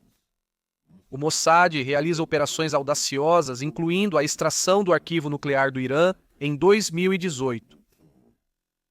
Os assassinatos de cientistas iranianos aumentam. A guerra sombria se agrava. Em meio a essa mistura volátil, uma faísca provoca um choque global. Em 3 de janeiro de 2020, um ataque de drone dos Estados Unidos da América em Bagdá mata Qassem Soleimani e Abu Mahdi al-Muhandis, vice-chefe das Forças de Mobilização Popular do Iraque. O Irã declara 3 dias de luto. Milhões se juntam ao cortejo fúnebre de Soleimani em Teherã, Avaaz, Mashhad e Kerman. Cantos de morte à América ecoam, mas também expressões de luto nacional. O assassinato de Soleimani, embora comemorado por alguns no exterior, galvaniza os iranianos através das linhas políticas. Por um momento, as divisões internas se fecham. O Irã retaliou com a Operação Mártir Soleimani, lançando mísseis balísticos em 2 bases americanas no Iraque. Embora não haja fatalidades, O ato marca um raro ataque direto aos ativos dos Estados Unidos da América. O mundo prende a respiração. Uma guerra mais ampla parece iminente. Então não há catástrofe. Em 8 de janeiro, com as tensões ainda muito altas, a Guarda Revolucionária do Irã derruba por engano a Ukraine International Airlines, voo 752. 176 pessoas são mortas, incluindo dezenas de estudantes iraniano-canadenses. As negações iniciais dão lugar à admissão. A fúria pública explode. Vigílias se transformam em protestos. Os cânticos mudam de slogans anti-americanos para "Nosso inimigo está bem aqui". O Estado iraniano, no início de 2020, está sitiado em todas as frentes. Economicamente devastado, diplomaticamente encurralado, moralmente questionado e epidemiologicamente despreparado. O Covid-19 entra no Irã por Qom, seu centro teológico, e se propaga velozmente. Os hospitais estão sobrecarregados. Os médicos não têm EPIs suficientes. As sanções dos Estados Unidos da América complicam a ajuda humanitária. Os clérigos desconsideram os fechamentos. A pandemia expõe não só as fragilidades da infraestrutura de saúde iraniana, mas também de sua lógica de governança. O que começou em 2013 como uma tentativa ousada de normalização, termina em 2020 como uma sinfonia de desilusão, desafio e morte. O Plano de Ação Conjunto Global Melhor Esperança do Irã para a Reintegração está em ruínas. Rouhani, uma vez um símbolo de pragmatismo, torna-se um símbolo de impotência. Soleimani, um homem de guerra, morre como mártir, deixando para trás uma região em chamas. A República Islâmica sobrevive, mas frágil, marcada e incerta, e o povo iraniano, cansado, mas inabalável, segue em frente através do silêncio, sátira, exílio ou protesto, ainda em busca de um futuro que reconcilie dignidade com soberania, memória com modernidade. Perspectiva reformista. Para os reformistas do Irã, o Plano de Ação Conjunto Global representava sua maior esperança e sua mais profunda traição. A eleição de Rouhani foi um mandato para a mudança, distanciando-se do isolamento e retornando à arte de governar racionalmente. Quando o acordo nuclear foi assinado, eles comemoraram não apenas a diplomacia, mas o que ele simbolizava, a possibilidade de se reintegrar ao mundo. Mas o colapso do acordo, apesar da conformidade documentada do Irã, confirmou o que muitos temiam. O engajamento com o Ocidente era vulnerável a mudanças políticas externas. A saída de Trump enfraqueceu o argumento reformista. Até 2020, muitos reformistas se encontraram encurralados, ridicularizados por radicais, abandonados pelo Ocidente e desconfiados por um público irritado, com os protestos de combustível e a tragédia do voo 752.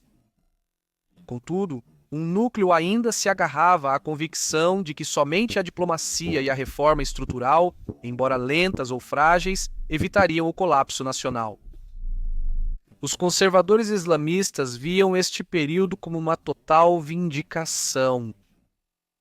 Desde o princípio, eles alertaram Rouhani e seus aliados que confiar nos Estados Unidos da América era um erro crucial. Para eles, o Plano de Ação Conjunto Global foi um erro estratégico que comprometeu a dignidade e a soberania do Irã em troca de um alívio econômico superficial. Quando Trump se retirou unilateralmente do acordo, confirmou sua visão de mundo de que a República Islâmica nunca deveria negociar a partir de uma posição de fraqueza. O assassinato de Soleimani se tornou um momento definidor, transformando-o de um comandante nos bastidores em um mártir para sua causa. Sua morte reacendeu o sentimento nacionalista e justificou a resistência contínua à pressão ocidental. Porém, mesmo entre os conservadores existiam preocupações. A falha de Rouhani deu-lhes vantagem política, mas a crescente agitação pública sinalizou que até a narrativa de resistência deles poderia logo se desgastar. Visão do corpo da Guarda Revolucionária Islâmica e do Estado Profundo. Os guardas revolucionários e a elite de segurança viram este período através de uma lente de necessidade estratégica. Eles toleraram o Plano de Ação Conjunto Global como uma pausa calculada, não como uma mudança na doutrina de longo prazo. Enquanto a equipe de Rouhani cuidava do teatro diplomático, o IRGC focava em expandir a influência econômica e solidificar o poder regional. O fracasso do acordo ampliou sua margem de manobra. Soleimani, comandante da Força Quds, tornou-se tanto um líder operacional quanto um símbolo público da força iraniana além de suas fronteiras. Sua morte foi vista como um sacrifício que mobilizou o Estado. Isso permitiu que a IRGC se integrasse ainda mais à infraestrutura de segurança e economia do Irã. Do ponto de vista deles, o respeito global seria alcançado não através de negociação, mas através de dissuasão, resistência e escalada controlada. Perspectiva nacionalista e secular. Para os nacionalistas seculares e intelectuais liberais, o Plano de Ação Conjunto Global era uma frágil ponte para a sanidade, queimada tanto pelos Estados Unidos da América quanto pelas próprias estruturas de poder enraizadas do Irã. Eles apoiaram Rouhani não por entusiasmo, mas como uma alternativa necessária a figuras mais extremas. Mas, até 2020, a brutalidade do regime durante os protestos e sua tentativa de encobrir a derrubada do voo 752 haviam destruído a ilusão de que o sistema poderia evoluir de dentro. Eles viam Soleimani como um estrategista hábil, mas resistiam às tentativas do Estado de divinizá-lo. Para eles, o Irã havia se tornado preso em um ciclo de desafio ideológico e decadência econômica. Muitos não viam um futuro viável no país. Alguns saíram, outros recorreram ao ativismo digital ou resistência intelectual discreta. Visão monarquista e do exílio. Comunidades de exilados, particularmente monarquistas, interpretaram os eventos desta era como prova final da ilegitimidade do regime. Eles viam a imagem moderada de Rouhani como uma máscara que enganava os governos ocidentais, mas não conseguia mudar as políticas centrais em casa. O Plano de Ação Conjunto Global, em sua visão, apenas prolongou a vida de um sistema construído sobre a repressão. Ao se retirar do acordo, os Estados Unidos sentiram-se justificados. A morte de Soleimani gerou controvérsia. Alguns lamentaram um compatriota iraniano. Outros viram isso como a remoção de um executor do regime. Em geral, os exilados usaram os eventos de 2019 e 2020, especialmente a resposta do governo aos protestos e à tragédia aérea, para pedir uma mudança de regime. Porém, a influência deles no Irã continuou restrita. Muitos iranianos os viam como desconectados ou muito alinhados com interesses estrangeiros. MEK e Perspectiva da Esquerda Revolucionária. Para o MEK e outros grupos de oposição revolucionária, esses anos reforçaram uma crença central de que a República Islâmica estava além da reforma.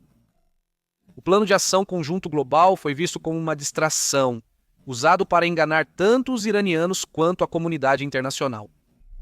Os protestos de 2017 e 2019, juntamente com as prisões em massa e a violência que se seguiram, foram vistos como indícios de um regime amedrontado por sua própria população. A morte de Soleimani não foi lamentada neste acampamento. Eles retrataram isso como uma vitória em uma luta mais ampla contra o militarismo regional. No entanto, o próprio passado controverso do MEK, incluindo laços com Saddam Hussein e alegações de comportamento semelhante a uma seita, continuou a minar sua capacidade de construir uma base doméstica legítima. A mensagem deles ganhou mais atenção no exterior do que no próprio Irã. Visão clerical mais silenciosa. Entre os clérigos tradicionais, esta era foi de desconforto espiritual e político.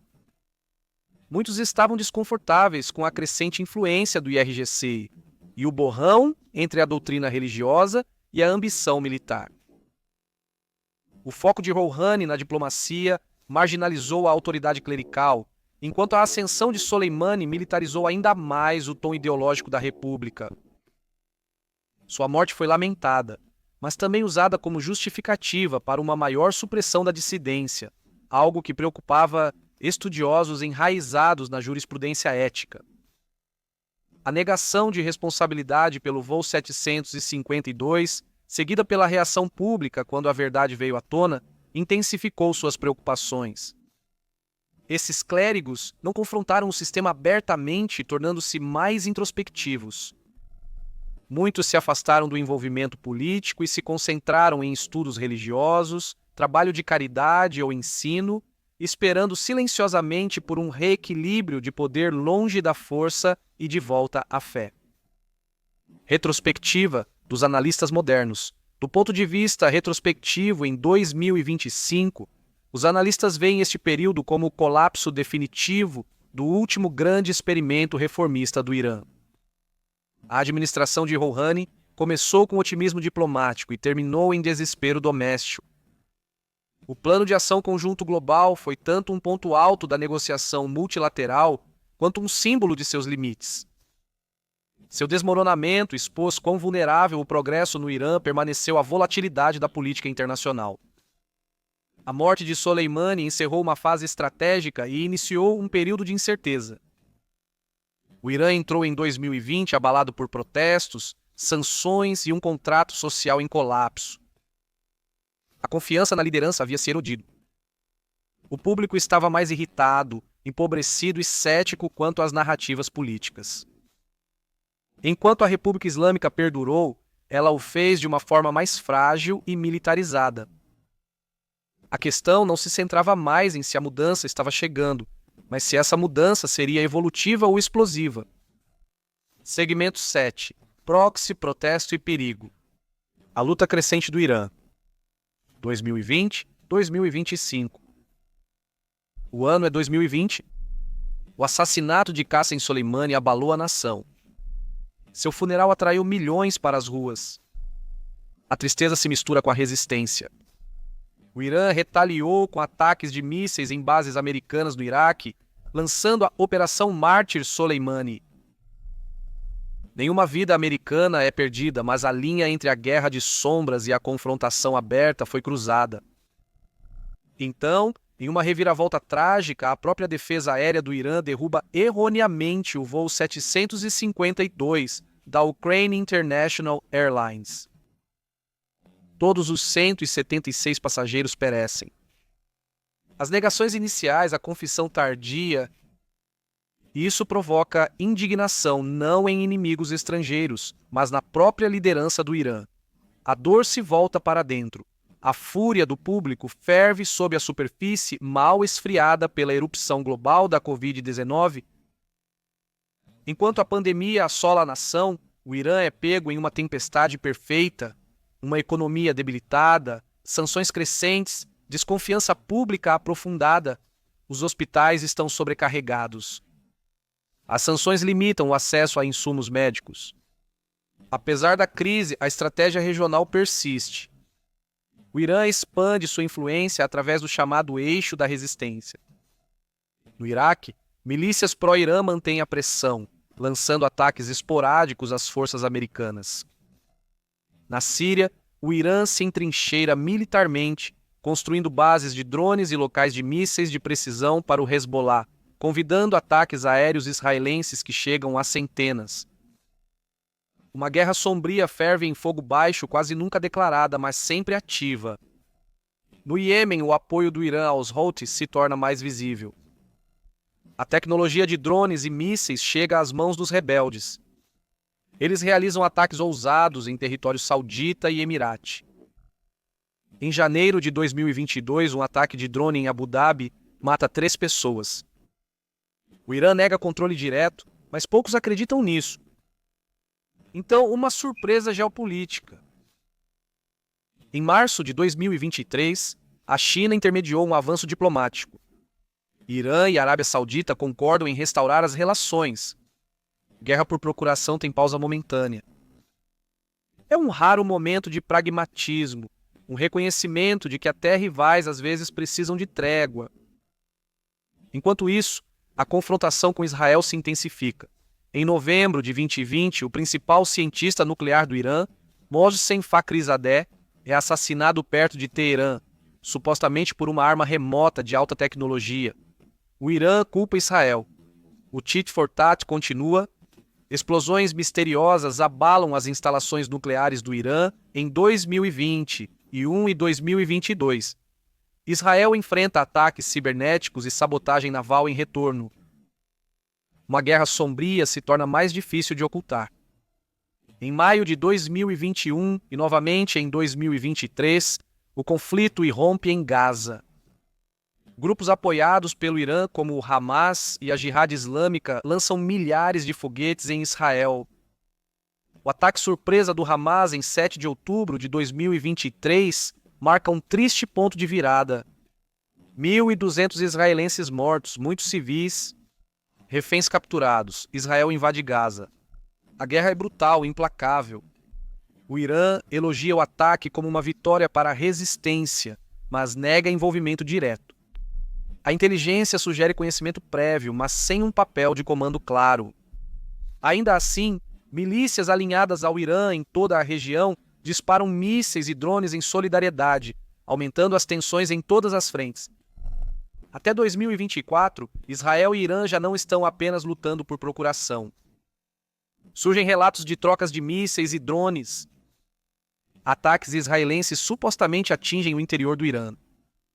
Pela primeira vez em décadas, o medo de uma guerra direta entre dois gigantes regionais parece real. E então, em setembro de 2022, algo se rompe dentro do Irã. Mahsa Amini, uma mulher curda iraniana de 22 anos, morre sob custódia após ser presa por uma suposta violação do hijab. Testemunhas dizem que ela foi espancada. O Estado diz que foi insuficiência cardíaca. Tomografia cerebral vazada indica trauma. Sua morte provoca um movimento de mulheres que queimam seus lenços de cabeça. Alunas exibem gesto obsceno para fotos do líder supremo em escola. O slogan se espalha como um incêndio. Mulher, vida, liberdade. Protestos irrompem em mais de 100 cidades mais amplos, mais interseccionais do que qualquer um antes. Minorias étnicas, estudantes, comerciantes e trabalhadores em greve se unem. O regime reage com repressão. Polícia de choque. Munição real. Milícias da base IJ. Câmeras de vigilância. Prisões em massa. Mais de 500 pessoas morrem, sendo pelo menos 70 menores de idade. Manifestantes são cegados. Alguns são executados após confissões forçadas. A Organização das Nações Unidas classifica como possíveis crimes contra a humanidade. Apesar do silêncio, o movimento persiste. Mulher, vida, liberdade entra na consciência nacional. Um grito não apenas contra o hijab, mas contra as próprias fundações do governo autoritário. Internacionalmente, o Irã enfrenta um crescente isolamento, mas também se volta para o leste. Em 2021, assina um amplo acordo estratégico de 25 anos com a China, bilhões em promessas de infraestrutura e negócios de energia. Em 2022, o Irã começa a fornecer drones armados para a Rússia usar na Ucrânia. Em troca, Moscou oferece hardware militar e expertise em cibersegurança. O plano de ação conjunto global permanece em limbo. As tentativas de revivê-lo sob a administração Biden desmoronam em 2022. O Irã exige que o IRGC seja removido das listas de terroristas. Os Estados Unidos da América recusam, as negociações emperram. O programa nuclear do Irã avança. Em 2023, o urânio é enriquecido a 60%. Um pequeno salto técnico para o grau de armas. O mundo assiste nervosamente. Israel ameaça ataques preventivos. Exercícios militares simulam ataques a locais nucleares iranianos. O Irã realiza seus próprios exercícios. A ameaça de guerra se torna rotina, quase esperada. Apesar de toda a confrontação, o Irã persiste. O regime sobrevive à pandemia, protesto e pressão. Mas o custo é assustador. Ruína econômica, isolamento político e uma sociedade mais fragmentada do que nunca. Os filhos da revolução agora questionam sua própria base. As ruas estão quietas por hora, mas o silêncio parece frágil. Com o fim de 2025, o Irã se encontra novamente em uma encruzilhada. Seus líderes proclamam força, seu povo anseia por mudança e o mundo prende a respiração para o que vem a seguir. Segmento 7, de protesto à guerra por procuração. O acerto de contas do Irã. 2020 a 2025. Em 2020, o Irã está à beira de uma tempestade.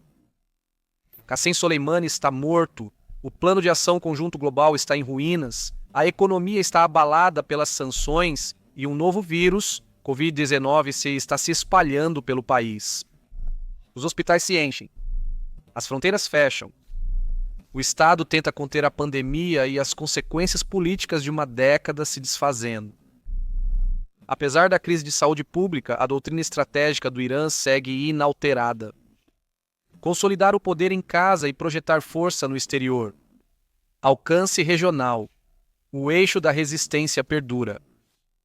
No Iraque, Síria, Líbano e Iêmen, o Irã redobra os esforços. As retiradas de tropas dos Estados Unidos da América no Iraque e no Afeganistão criam um vácuo de poder e Teherã entra em cena. Apesar da ausência de Soleimani, as milícias apoiadas pelo Irã no Iraque aumentam a pressão, politicamente e militarmente, sobre Bagdá para expulsar as forças americanas restantes. Ataques de foguetes em bases dos Estados Unidos da América continuam em 2021. Na Síria, as forças iranianas se aprofundam, construindo fábricas de drones e locais de mísseis de precisão para armar o Hezbollah. Israel responde com uma campanha inédita de ataques aéreos contra comboios, depósitos de armas e postos de comando ligados à IRGC. Centenas de missões são lançadas entre 2020 e 2023. Esta guerra sombria se normaliza, um silencioso mas mortal jogo de xadrez nos céus sírios. No Iêmen, o apoio do Irã ao movimento Houthi se intensifica.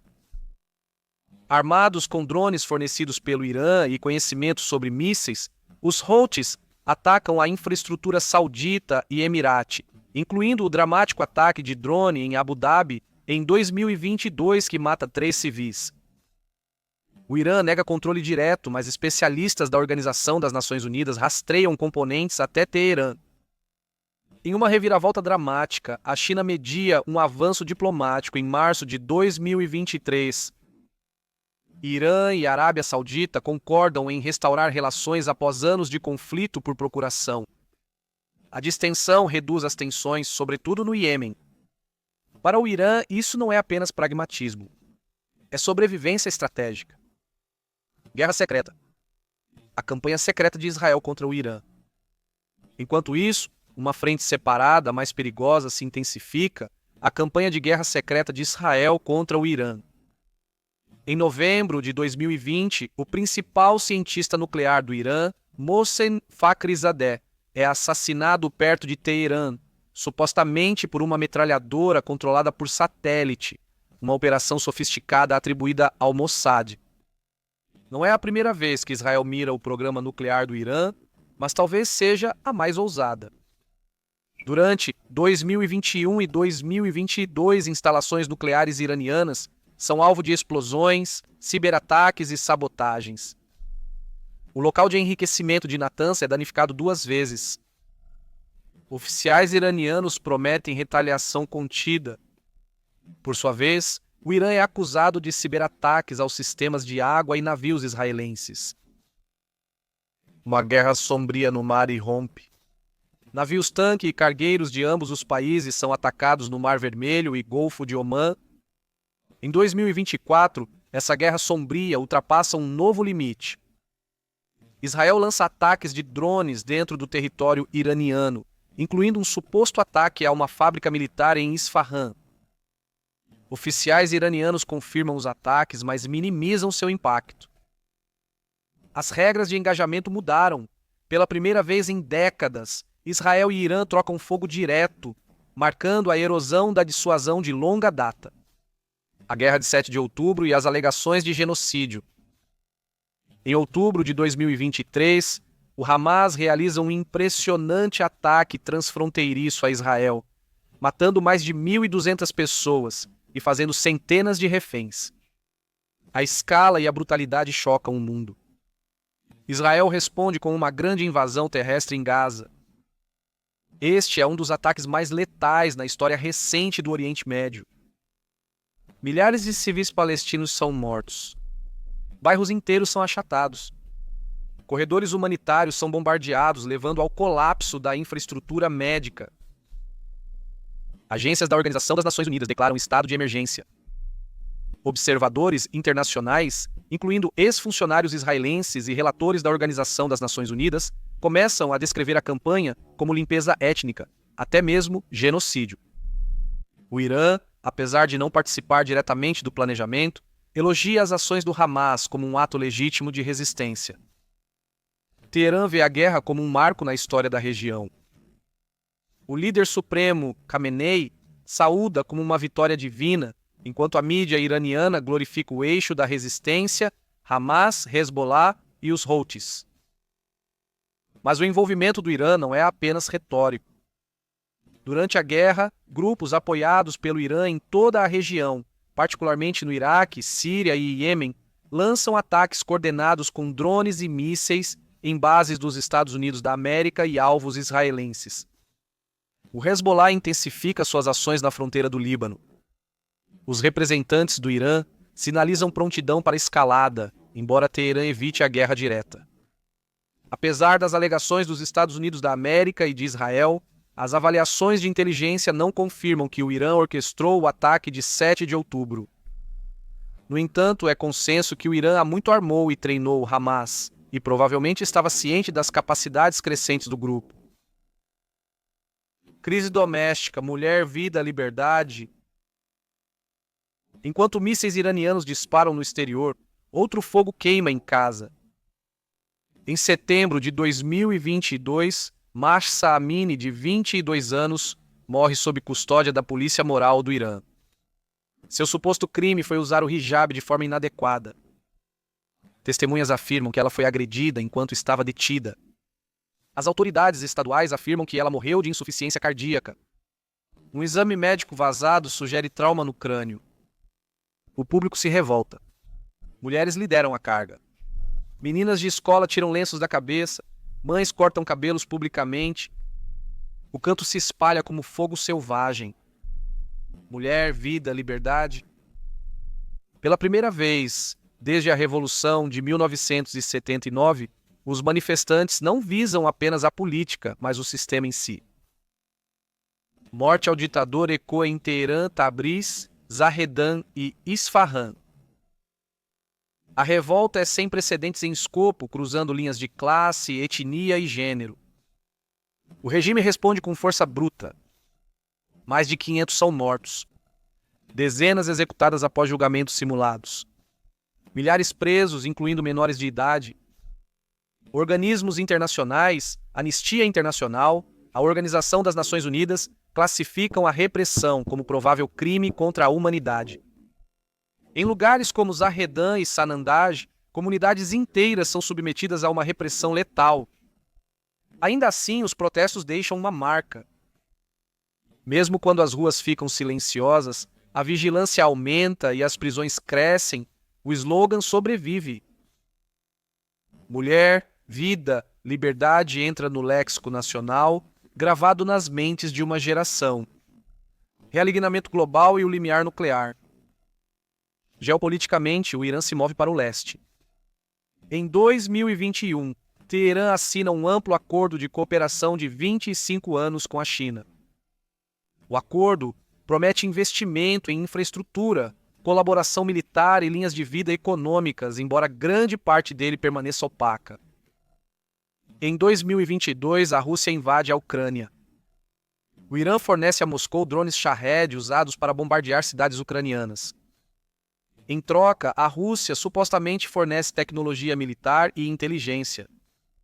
A aliança se intensifica, levando a mais sanções da União Europeia e do Reino Unido. A resposta do Ocidente se endurece. As negociações para reviver o Plano de Ação Conjunto Global falham em meados de 2022. O Irã exige que a IRGC seja removida da lista negra de terror dos Estados Unidos da América. A administração Biden recusa e as negociações desabam. Em 2023, o Irã começa a enriquecer urânio a 60%, um passo técnico para o grau de armas. Especialistas alertam que uma arma nuclear poderia ser desenvolvida em questão de semanas, não meses. O Irã afirma que seu programa nuclear é pacífico, mas Israel desconfia. Em meados de 2025, surgem relatórios críveis de que Israel realizou 2 ataques diretos com mísseis e drones dentro do território iraniano, visando a infraestrutura nuclear. O Irã confirma da agressão estrangeira, mas evita a escalada. Mesmo assim, os dois lados se preparam abertamente para a guerra. Exercícios militares israelenses simulam ataques a Natanz e Fordow. O Irã reforça defesas aéreas e mobiliza representantes, região à beira do abismo. A partir de junho de 2025, o Oriente Médio está mais volátil do que nunca. Uma guerra em Gaza se transformou em uma crise internacional. A guerra sombria entre Teherã e Tel Aviv não é mais secreta. A agitação doméstica ferve sob vigilância e medo. E uma geração criada em protesto, vigilância e repressão agora observa o horizonte, não para a reforma, mas para a sobrevivência. A República Islâmica resistiu às tempestades de guerra, assassinato e revolta. Mas entra na segunda metade dos anos 2020 em uma encruzilhada, encorajada no exterior, em batalha em casa, e mais isolada do que nunca. As centrífugas giram, os mísseis voam, e no silêncio entre as sirenes, uma nação inteira prende a respiração.